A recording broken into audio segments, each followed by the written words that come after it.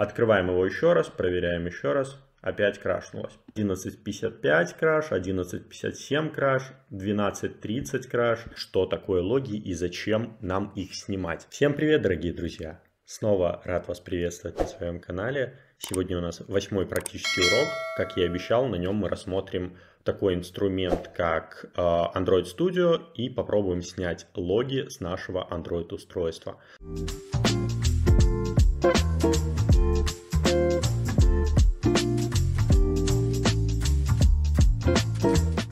Давайте перед тем, как мы рассмотрим некоторые способы, как можно снимать логи с Android устройства, поговорим в принципе о том, что такое логи и зачем нам их снимать.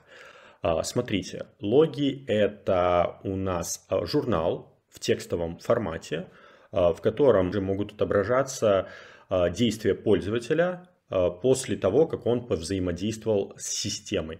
К примеру, мы потыкались в нашем приложении, и наши действия, их можно все по степам отследить в журнале логов, который мы снимаем. А снимаем мы его для того, чтобы разработчик у нас на проекте мог понять, как воспроизвести тот или иной баг, посмотреть методы, которые у нас будут проходить в логах, и чтобы понять логику, по которой этот лог можно воспроизвести, где идет нарушение логики. Сегодня нам понадобится инструмент Android Studio для того, чтобы снять логи, и нам понадобится SDK Platform Tool. По поводу Android Studio, смотрите, устанавливается она элементарно. Мы заходим в Google, вводим Android Studio.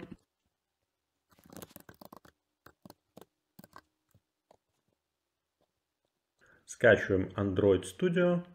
Для этого переходим на сайт Android Developer Android.com, листаем примерно до середины и выбираем ту платформу, которая у вас стоит на компьютере. В моем случае это Mac на ARM, поэтому я буду скачивать Android Studio именно под платформу, под процессор M1. Если у вас Windows, соответственно, выбираем вот этот вариант. Если, соответственно, у вас Linux, выбираем этот вариант. Читаем соглашение, соглашаемся, и пошла скачка.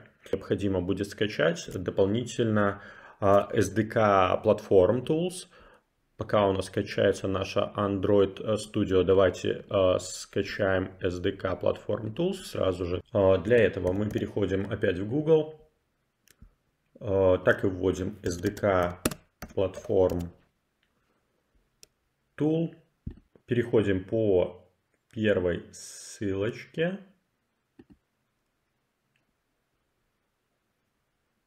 И смотрите, у нас есть SDK для Windows, для Mac, для Linux. Соответственно, снова качаем под ту платформу, под ту ось, которая у вас установлена на данный момент на вашей машине, на которой вы работаете. У меня это Mac. Я скачиваю. Опять видим лицензионное соглашение, которое нам нужно принять. Читаем его. Принимаем. Пошла опять скачечка. Видите, наш Android Studio уже скоро скачается. Platform Tool скачался гораздо быстрее. Давайте откроем, посмотрим, что в нем. Видим тут ADB файл, который нам понадобится. Сама папочка весит всего 13 мегабайт. Дальше будем работать с этими двумя штуками. И пока у нас скачивается наш Android, давайте перейдем на GitHub для того, чтобы скачать проект, с которым мы будем работать. Переходим на GitHub, и я предлагаю скачать, как обычно, что-то самое простое, где мы сможем с вами найти баги и поработать с приложением, снять логи прям вот в боевых условиях, если можно так сказать, чтобы это было прям наглядно понятно. Давайте введем Android, потому что мы будем искать приложение под Android. Android календарь. Видим, открылось огромное количество репозиториев с предложением нам скачать календари под Android. Смотрите, тут в принципе есть теги, по которым мы можем ориентироваться. Вот мы видим под Android на Java календарь, к примеру. Я нашел одно из приложений, которое мне понравилось, а понравилось оно мне потому, что в нем я нашел критичный баг, это был краш, поэтому давайте скачаем именно его и поработаем над ним. Также я оставлю ссылку в описании с непосредственно этим проектом, если вы вдруг захотите воспроизвести все те степы, которые сейчас покажу вам я, поймать этот краш и отловить логи, то ссылочка будет в описании для вас. Нажимаем на зеленую кнопочку код, Download Zip. Итак, мы видим, что все необходимые тулзы у нас скачаны. У нас есть Android Studio, у нас есть Platform Tools, у нас есть наше приложение. Давайте установим Android Studio. Для этого 2 раза кликаем.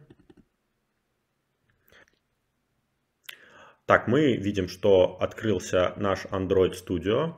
У меня тут уже подвязан проект. Давайте его удалим. Открываем файл, который мы скачали. У нас это было приложение с названием Times Square Master 2, Android Times Square. Давайте введем Android.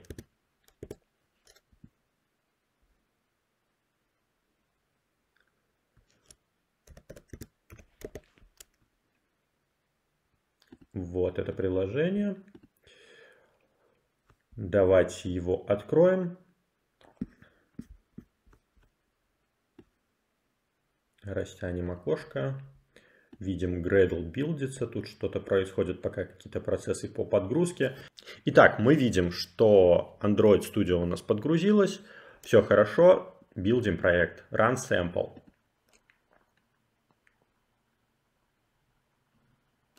Появился наш девайс. Наш эмулятор. И видим, что автоматически загрузился тот проект, который мы скачали на данный момент, календарь, с которого мы сейчас будем снимать наши логи. Смотрите, проект достаточно простой. У нас есть календарик с месяцами.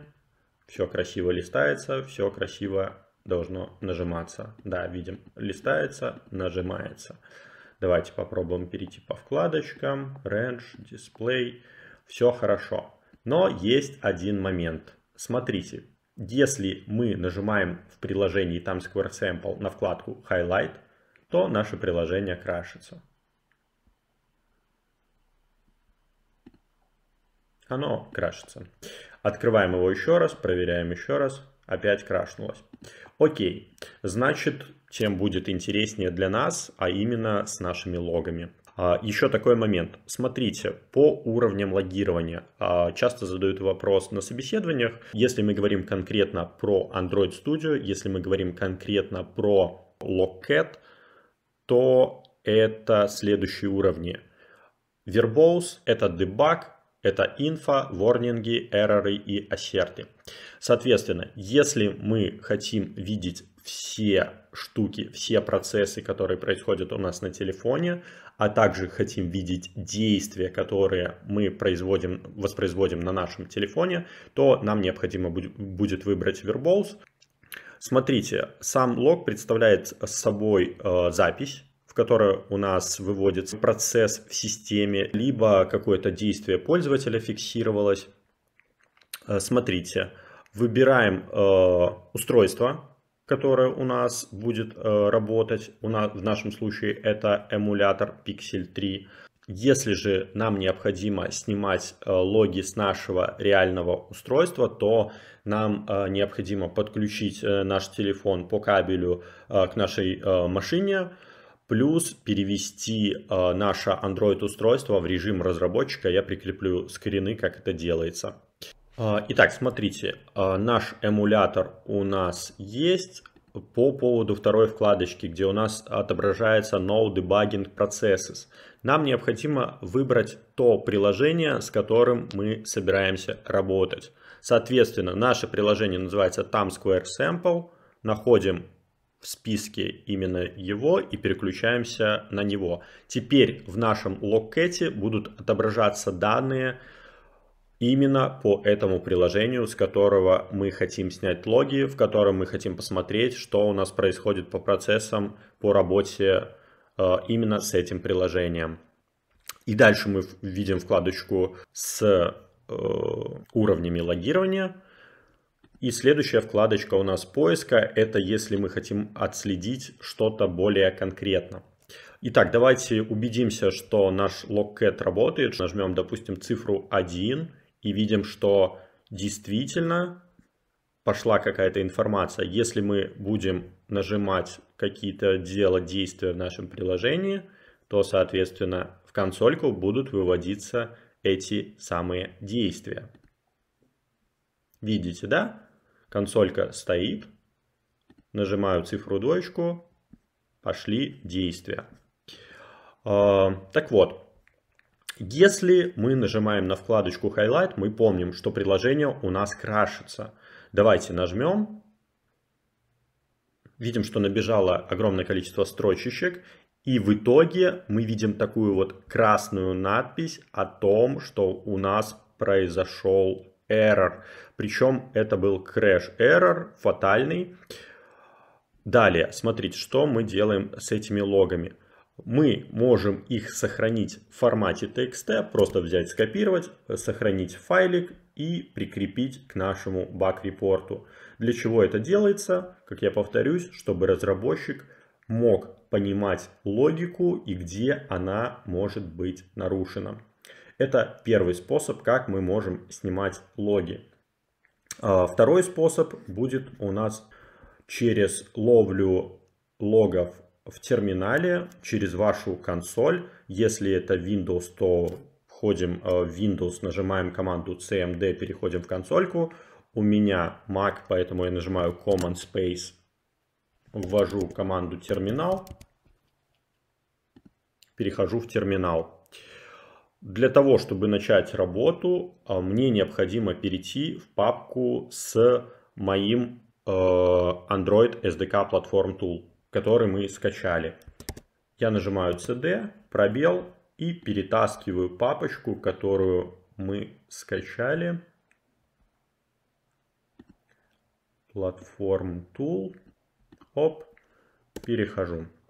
Далее нам необходимо убедиться в том, что у нас рабочая версия ADB. Для этого вводим команду ADB. Смотрим команды, которые в принципе существуют. Тут, видите, можно посчитать. Вроде бы все хорошо, вроде бы все на месте.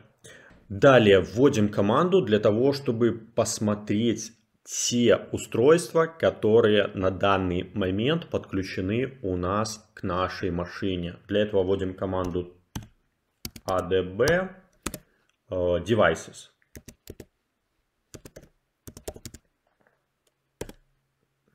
Видим лист с девайсами. Смотрите, у меня это эмулятор вот с таким вот названием.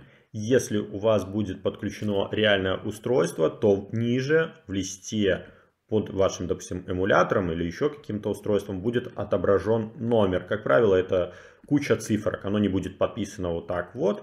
Там будет просто набор из цифрок и написано устройство. Эту информацию можно скопировать, либо просто мы к ней потом еще вернемся. Далее, смотрите, нам необходимо создать файл, в который у нас будут приходить наши логи с устройства. Для этого нам необходимо ввести следующую команду. adb logcat-d пробел -v пробел time. Вот такая вот фигурная скобочка. Точка. log.txt. Проверяем. Так. Ну, вроде без ошибок. Теперь откроем папочку, в которой мы находимся в Platform Tools. Смотрите, на данный момент в ней нет никаких TXT файлов. В теории, после того, как мы нажмем вот эту команду, если я все правильно ввел, то у нас появится тут папочка с логами. Нажимаем. И действительно видим, что появилась папочка текстовый файлик с логами, который мы можем открыть, и видим большой список с какими-то действиями. Причем этот список, если вы видите, вот смотрите, дата 03.31, это сегодняшняя дата. То есть, как только мы открыли наш симулятор в 11:54, с этого момента началось логирование. И, скорее всего, мы сможем даже отследить тот краш, который мы уже с вами воспроизвели. Давайте нажмем Ctrl-F, введем краш. Видим, что у нас уже есть 9 строчек с надписью, 9 раз встречается слово краш. Давайте попробуем посмотреть, в какое время. 11:55 краш, 11:57 краш, 12:30 краш. Давайте найдем тот краш, который у нас был последним, 12:37. Скорее всего, это тот последний краш, который мы с вами воспроизвели. И если нам необходимо предоставить информацию разработчику о краше, мы, соответственно, прикрепляем весь этот файлик ему. Если мы не хотим делать настолько большой файлик, чтобы разработчик, когда его откроет, удивился тому количеству информации и сказал, что ты мне вообще прислал, где там я что могу найти. Мы можем очистить всю информацию с нашего устройства, предположим, и воспроизвести баг заново, чтобы у нас была информация буквально за то время, которое мы воспроизводим этот баг, чтобы урезать то количество информации и у разработчика не полезли глаза на лоб. Для этого мы вводим в команду adb, насколько я помню, log, кажется так, нет, неправильно. Unknown command, давайте попробуем adb logcat.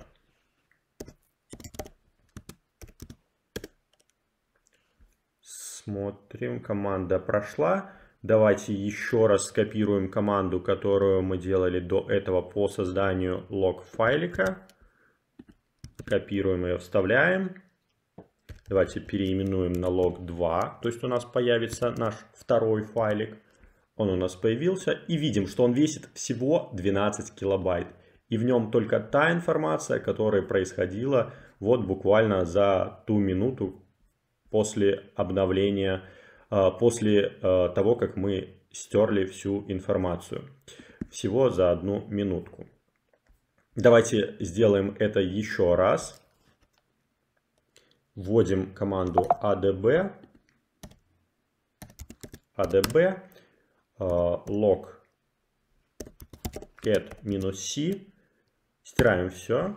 Заходим в нашу Android Studio. Заходим в наше приложение. Воспроизводим наш краш. Оп, крашнулось. Сворачиваем. Копируем команду на создание еще одного лог-файла. Назовем его в этот раз log3.txt. Создается уже третья папочка с логом. 217 килобайт мы видим. И давайте попробуем найти, есть ли краш тут.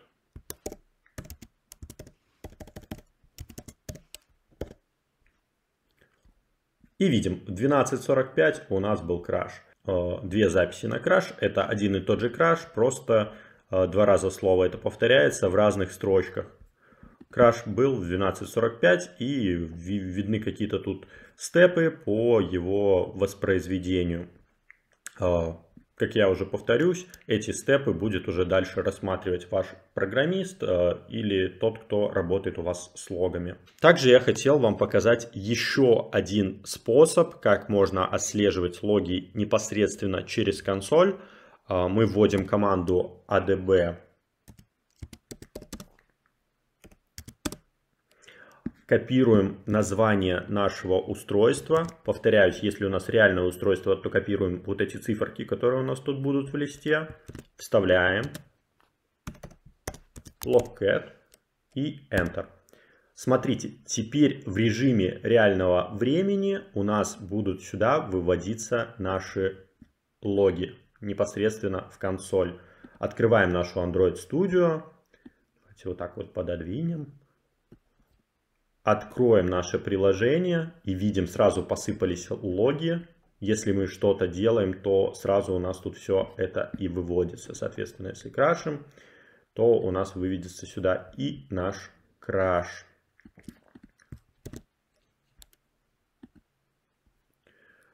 $12.45 это предыдущий. 12.47. Да, это тот краш, который мы только что воспроизвели. Итак, дорогие друзья, сегодня на уроке мы с вами рассмотрели 3 способа, как можно снимать логи с девайса, но это не все. И 4-м способом, как снимать логи с девайса, тем способом, которым пользуюсь я, непосредственно для Android, это, так сказать, небольшой секретный способ, это крашлитика. Если вы пришли на проект, то, скорее всего, ваш проект будет подвязан к какой-то из аналитических баз. Возможно, это будет Firebase, возможно, это будет Adjust, возможно, это будет Яндекс Метрика или что-то вроде того. Как правило, в таких аналитических базах есть утилиты, которые помогают собирать логи. У меня это Firebase и крашлитика, но если вы попадете на проект с другой аналитической системой, скорее всего, там тоже будет такая утилита, которая будет собирать логи и показывать в режиме онлайн, с каких устройств были краши, к примеру. И вы сможете открыть конкретное устройство и посмотреть на те степы, как этот краш воспроизводился у пользователя. Вот, если вы захотите вдруг познакомиться с этим способом самостоятельно, вы можете нажать, посмотреть тут презентацию. Способ, скажем так, в домашних условиях, наверное, не совсем будет удобно его применять. Но если вы работаете на проекте и у вас подвязана к вашему проекту аналитическая база, уточните у разработчика, где у вас происходит сбор логов в аналитической базе, и вероятнее всего он вам с этим поможет и покажет. И, как я повторюсь, в этом способе, наверное, немного удобнее то, что там будут воспроизводиться логи прям по степам у каждого пользователя. То есть, если, допустим, пользователь находится в Африке и у него определенный девайс, скажем, там iPhone 6, и у него был краш, то вы это увидите в вашей крашлитике. Кстати, ссылочку по разбору аналитики я оставлю также под этим видео, чтобы вы смогли посмотреть видео о аналитических системах и о том, как они работают. Если те способы, которые я показал вам сегодня, они вам не подходят, и вы пользуетесь, к примеру, другими способами, обязательно напишите об этом в комментариях. Будем обмениваться информацией с вами. Ну а на следующем уроке мы рассмотрим, как снимать логи с айфона. Там также есть несколько способов, поэтому обязательно подписывайтесь на канал, чтобы не пропустить важную информацию о тестировании, о мобильном тестировании. Очень рад всегда общению с вами, получению какого-то фидбэка. Надеюсь, что урок вам был полезен. Пишите комментарии, обязательно подписывайтесь на канал. Ну, а всем пока!